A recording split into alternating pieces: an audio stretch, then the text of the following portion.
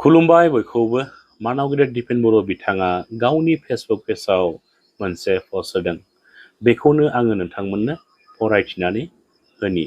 नोंथांमोनाबो नैबे स्क्रिनाव होनायखौ नायनानै फरायब्लानो जाबाय। रायजोफोर, मानाव गेदेर दिपेन बर' बिथाङा गावनि फेसबुक पेजआव ओरैबायदि लिरदों, फैगौ 6 दाना बिटिआरनि थाखाय जोबोद गोनांथार सम। पार्लियामेन्टनि मनसुन सेसना 20 जुलाइनिफ्राय 13 आगस्ट 2026 सिम सोलिगोन। फैगौ नभेम्बर-डिसेम्बर दानाव गोजां बोथोरनि सेसना जागायगोन। बिथाङा सेथियाव लिरदों, बिटिआर गोरोबथा बायदियै 125 सोदांनाय बिलखौ पास खालामनायनि गेजेरजों भारत संबिजित 6थि फारिलाइखौ खुंथाय आरो रांखान्थियारि बिथिङाव गोख्रों खालामनाय आरो आर्टिकल 280 नि गेजेरजों बिटिआरआव थोंजों रांखावरि दैथायहरनाय। बिथाङा नैथियाव लिरबावदों, बिटिआर गोरोबथा बायदियै मोन 60टा समस्ति बांहोनानै गोदानै 6 दाननि गेजेराव बिसायख'थि खुंफुंनाय। आरो बिथाङा थामथियाव लिरदों, गावनि दोलोखौ गारनानै गुबुन दोलोआव बारस्लायोब्ला बिजाथिनि मासिया गोमानाय आरो मोनसेनि बांसिन मासि आवग्रिनो मोनै। आरो बिथाङा जोबथारनायाव ब्रैथियाव लिरबावदों, मोनसे हादोर मोनसे बिसायख'थि आरो गोदानै डिलिमिटेशन बिलआ पार्लियामेन्टआव पास जायोब्ला फैगौ 2029 आव एसेम्बलि आरो पार्लियामेन्ट जयै बिसायख'थि खुंनाय आरो काउन्सिल, जिल्ला परिषद, पन्चायत 3 दाननि गेजेराव बिसायख'थि खुंफुंनाय। थांखिया गोख्रों, मिजिंआ खाथियाव। गोसोनि बोलोखौ दानागार। मानगोनां जोंनि एमपि बिथांमोना दिल्लीयाव खामानि मावगासिनो। रायजोफोर, नोंथांमोना खोनाखाबाय आरो नोंथांमोना नैबे स्क्रिनाव होनायखौ नायनानै फरायना नोंथांमोनाबो मोनथिखाबाय। दा मानाव गेदेर दिपेन बर' बिथांनि बेबायदि पस्ट होनायनि सायाव नोंथांमोना मा सानदों? नोंथांमोननि गोसोनि साननायखौ कमेन्टनि गेजेरजों फोरमायलायबानो जाबाय। रायजोफोर, दाना नोंथांमोना जोबथारनायाव मोनसे दुखुनांथाव खौरांखौबो नायनानै लाबावदो। सासे बर' सुबुंखौ अरुणाचलनि सासे सुबुङा .22 राइफलजों गुलि गावनानै जखम खालामदों। बे जाथाया जादों बिश्वनाथ जिल्ला गुफुर हालामनि सिङाव थानाय अरुणाचल-आसाम सिमानि हलंगी दालां, दालांपारा गामिनि साखाथि अरुणाचलनि पेट्रल पाम्पनि साखाथियाव बे जाथाया जादों। रायजोफोर, दा बे जाथायनि सोमोन्दै ओनसोलनि सुबुंफोरा खौरां बिजोङाव माखासे बाथ्रा फोरमायदों। रायजोफोर, नोंथांमोना बिथांमोननि फोरमायनाय सुंद' भिडिअ क्लिप्सखौ नायनानै लाबावदो। हरदों आरो ना, बे जायगायाव माने ओरैनो एयारगानाथ' बेसेबां नांहैया। आं पइन्ट 2 नि माने एसे जाज खालामदों आरो ओमफ्राय बिसोरो दै जिङाव फ्लिंफ्लां दंबाय थायोमोन आरो ना।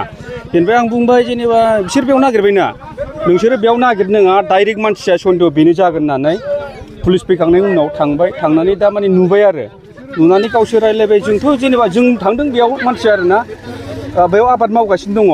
ओमफ्राय जेनेबा बे पइन्ट 2 दङ आरो ओमफ्राय जों बुंबाय बिदिनो लाबोनांगौ। ओमफ्राय गावसोर बुंबाय बेयाव लाङोब्ला पाब्लिकआ माने नंगौबाबो नङाबाबो बुनो हागौ होननानै माने बिसोरो बेजों लांबाय आरो।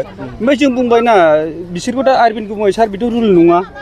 जों बिदि बुंबाय, जों बेथ' रुल नङा, बिदिसो लाना फैनांगौमोन, नोंसोर थानायाव रायजोफ्रा बोरै बुंनो। बबे गारिजों लांदों? गावनि दायनिगिरिनि गारिजों लांबाय आरो। ओमफ्राय जोंबो सानैसो थांफानो होनना बुंदोंमोन आरो, ओमफ्राय फैफा होनना बुंदोंमोन आरो। ओमफ्राय आं बुंबाय बिसोरखौ, जिथु दायनिगिरिजों थांनानै दा लामा ससेयाव माबा मोनसे जालाङाथ' होननानै। बियो जिथु गावग्राया ओरैबायदि आरो, जेनेबा जोंथ' सन्देह बेखौनो, बिनि माने रायलायनायफ्रा माने माखासे नांथा जादों आरो, स्पष्ट क्लियार जायाखै। ओमफ्य गावनायनि माने थथाखौ मोन्दों आरो गाव गुलिखौ गावदों होननानैबो सिमान जाखादों होननानै जों खोनादों। फार्स्टआवथ' जेनेबा गावाखै होनबाय थादोंमोन, उनाव थोर मावनानै माने खोथाया गोबां रायलायनानै गिनानै आरो गावनायानो जाहैबाय। थथाखौ मोनसे मोन्दों आरो गावनि जायगायाव आरबिनानो मोन्दों आरो बेखौ आरो गुलिबो दंफायो। दायो बिथांखौ बेजों लाङालासिनो गुबुन लामाजों मानो लांखो नोंथाङा एसे बुंनो हागोन नामा? बेनि रिजोना मतलब बे आसामिखौ बेलेग गारिजों लांनाया जों बेखौ जुक्ति मोनाखै एक्सुवेलि बे जोङो अन दा स्पटआव मोननांगौमोन आरो बेखौ स्पटआव मोनोबा एक्सुवेलि दानि नोंथांमोनाथ' सोंदोंमोन नङा होमबा मिडिया पार्टिया आइरिबिननाव लेकिन बिसोरो जबाबखौ बिसोरो थानायावसो होगोन होनना बुंदों थाना मे आजाव होनना बुंदों बेखौ थारमाने जोङो जुक्ति मोनाखै आरो बेथ' थिगानो नाथाय बिथांमोननि जि थानानि जि गारियाथ' बेयावसो दंमोन नालाय जायगायाव नाथाय बिथांनि दायनिगिरिनि गारिजों थांनाया बे बेसेबां जुक्ति जुक्तियाथ' एक्सुवेलि बिराद 100% बे इलिगेल जानानै दङ थारमाने मानसियाथ' दा अलरेडि सिरियास जानानै दं मेडिकेल माबा टेस्टफ्राव मोनहैबाय दा मानसिया सिरियासआवनो दं दा जों बे दायनिगिरिखौ नांगौमोन दायनिगिरिखौ हमनो थाखाय जोङो थानायाव लिंलांदों अरुणाचल थाना हलंगि थानायाव दा जोङो मा रिजाल्ट मोनगोन दा जेनाखि अलरेडि बेखौ पइन्ट होदों गावदोंमोनथ'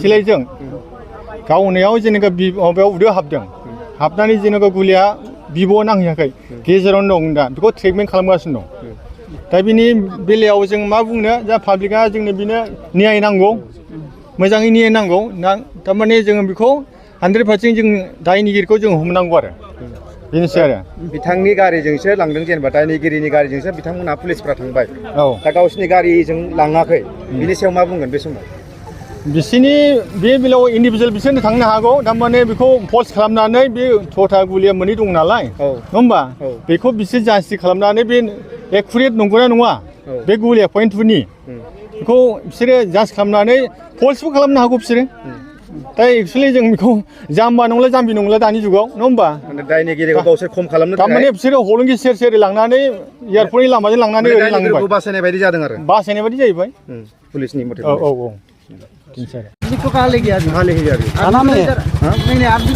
थाना से मिले गाड़ी तो इधर था ना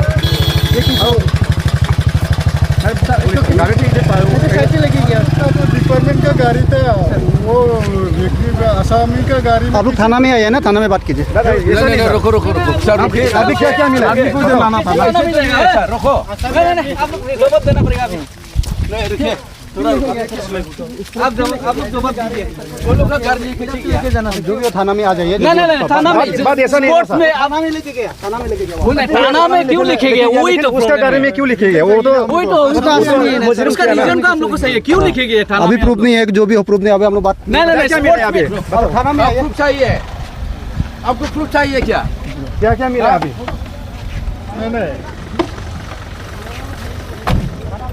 Betul, kalian tahu dia. Berani, ini apa? Bodolin puluh orang le. Bodolin puluh orang le. Tadi negeri ini betul kamu. Bung. Bodolin, bodolin mulai.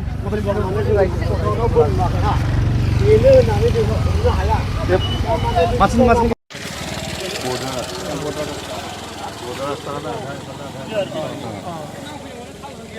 কিন্তু এটা ঘটনা আছে এটা মানে ইমান মানতে হ'ব চাগে এইটো এই কেতিয়া যে খাৰা হৈ আছে তাতে ভিডিও বনাইছো তেতিয়াহ'লে ঘটনাটো ইমান মানে ঠিক ইয়াতে ঠিক হোৱা নাই यार एरियात কোনো ইটো কিবা বন্দুক নাই না মাত্ৰ একটাই আছে এটা আছে জানা মানে এইটো যোন খেতি কৰিছে না এইটো লৈ আহিছে মানুহটো ধৰিলে মানুহটো ধৰিছে আমি কিলো কৰিছে অৰুণাচলৰ এইটো আমি গৈছিলো না লৈ গ'ল মানে ইফালে নাহে মানুহটো ভয় কৰে মানে হাবিবিলাক আমাৰ এইটো আসাম কৰ্মী পাছে ইন্টৰ মানুহ হ'লে না এইটো হয়না নহয় এইটো বন্দুকটো পোৱাৰ কাৰণে দিলে হয় আৰু